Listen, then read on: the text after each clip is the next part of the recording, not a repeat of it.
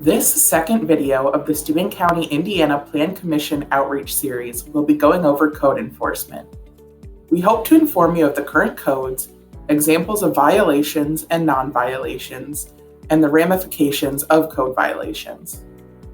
There is a link to the Steuben County government page in the description below where you can access the Steuben County zoning ordinances.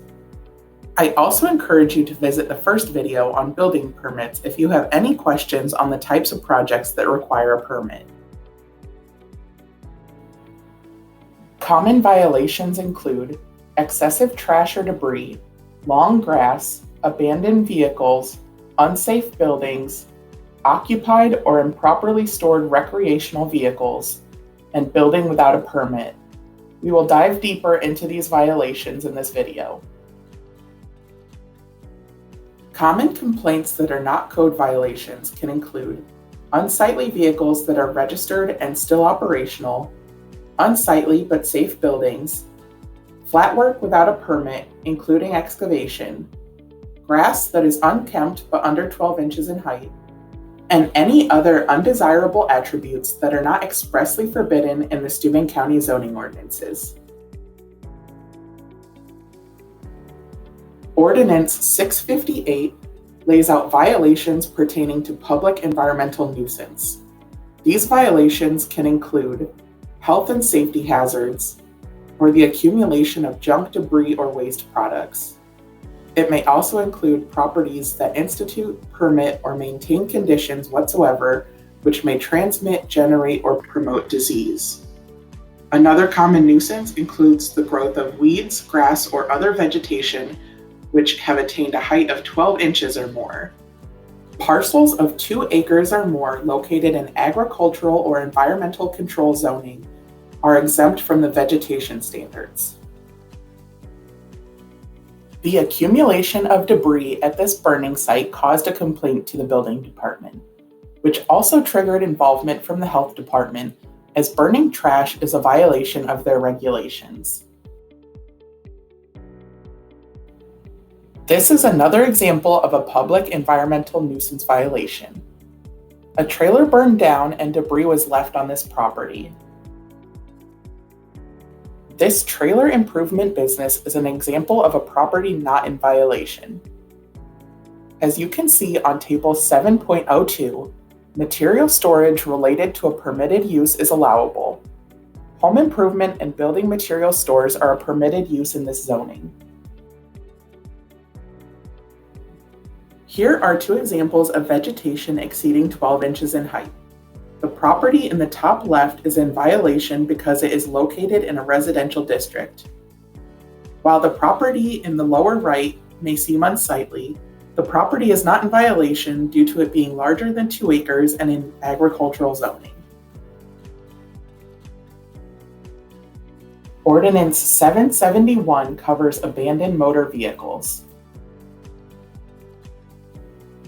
Abandoned vehicles can include a vehicle left on public property illegally or on public land continuously for 3 days, a vehicle left on private property without the landowner's consent for more than 48 hours, or an inoperable and unregistered vehicle left on private property that is visible from an adjacent private or public way for more than 10 days. If a vehicle is plated, operational, and belongs to the property owner, it will not be in violation. Ordinance 660 covers unsafe buildings. In simplified terms, violations with building safety can occur whenever any portion of a building is likely to fail, become detached, or to collapse and injure persons or property. Buildings that have been damaged by fire, wind, flood, or other cause to an extent that the structure is not as sound as before the catastrophe or does not meet the minimum building standards of a similar structure will also be declared unsafe. Neglect can also lead to safety hazards where materials are warped, buckled, or settled to an extent that structural integrity is jeopardized. Adequate means of exit during a fire are also a priority when considering the safety of a structure. In the case of this property, not only is the roof compromised, but the exposure to rainwater has compromised a majority of the supporting structures of the house. This second example has a roof that is still mostly intact, but the loose shingles have caused a hazard as they may come down on people. Ordinance 11.10 covers the storage of recreational equipment. A resident may store recreational equipment they own on their individual lot in garages or other accessory structures. Recreational equipment may also be stored in the side or rear yard, provided all recreational equipment shall be located a minimum of 5 feet from the side or rear lot line. In residential districts, recreational equipment may only be stored outdoors on the same lot as the owner's principal dwelling. Recreational equipment may not be stored outdoors on a back lot that contains only accessory buildings. All recreational equipment, parked or stored, shall not be connected to sanitary facilities and shall not be occupied. In this case, the person occupying the RV was not the landowner. It proved difficult to contact the landowner and the occupant to verify that this RV was in fact being occupied, which caused this case to drag on for all parties.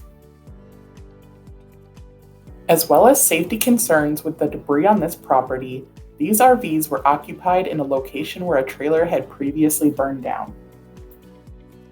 Several sections of our ordinances cover the issue of building without a permit.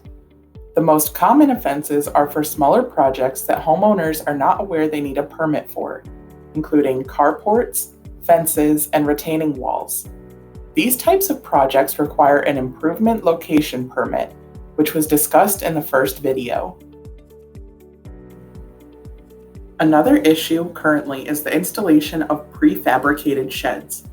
For those sheds under 200 square feet, one will need an ILP.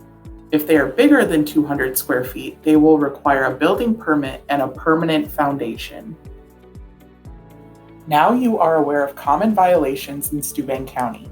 Next, we will discuss the code enforcement process. In order to be fair with property owners, building inspectors only investigate situations for which a written complaint has been filed.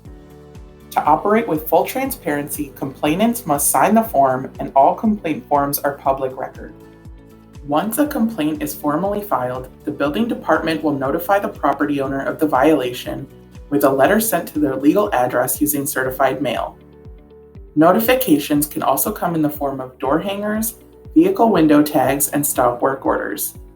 Any in-person or phone notifications will be accompanied by a written form of notice to document the case and information exchanged.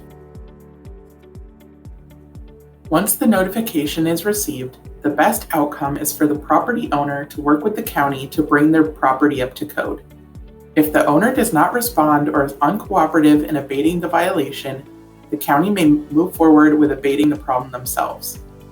This includes towing away abandoned vehicles, contracting work to be done such as lawn mowing, repair or removal of unsafe structures, cleaning of nuisance properties, and lastly, to move the case to litigation. If the county must take these steps, they will bill these charges to the landowner. In an attempt to avoid these situations, the county hosts trash days and tire days, located throughout the county.